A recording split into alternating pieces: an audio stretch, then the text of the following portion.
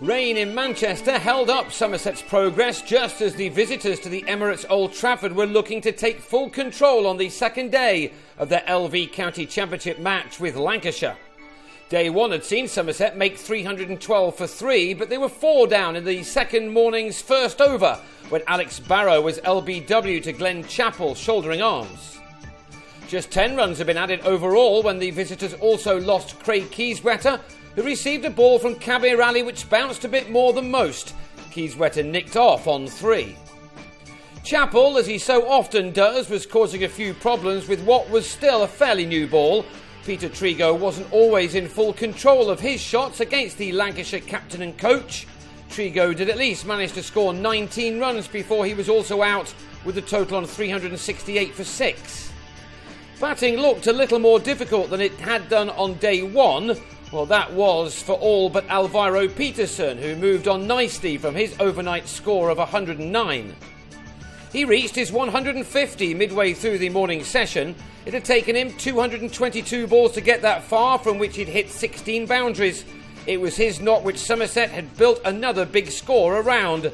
They were now closing in on 400, although they had by now missed out on the opportunity of maximum batting bonus points, as we were in the 116th over at this stage. Craig Macheda was back in the side after injury, and he picked up where he left off before his layoff with this 6 off Simon Carrigan. He then straight drove Tom Smith for a 4 in the next over, as Somerset did reach 400 again. They would have been delighted with that on this pitch. The innings was brought to an end soon after that. Peterson's long vigil ended on 155 when he cut Kerrigan to Carl Brown at backward point. Macheda followed in the next over before another run had been added. Kyle Hogg with the wicket as the batsman top-edged a pull shot to Brown, who was suddenly a busy fielder. Both wickets had fallen with the score on 404, and a third one also came on the same total. This time it was Alfonso Thomas who was out. Brown involved again as Thomas went in an almost identical fashion to Peterson, only for a duck this time to give Kerrigan his 200th first-class wicket. Somerset did get off 404 at last and were all out for 420 when Chappell trapped Craig Overton in front for 9 for the bowler's 950th wicket of his incredible career. It had been a good extended morning's work from the home side.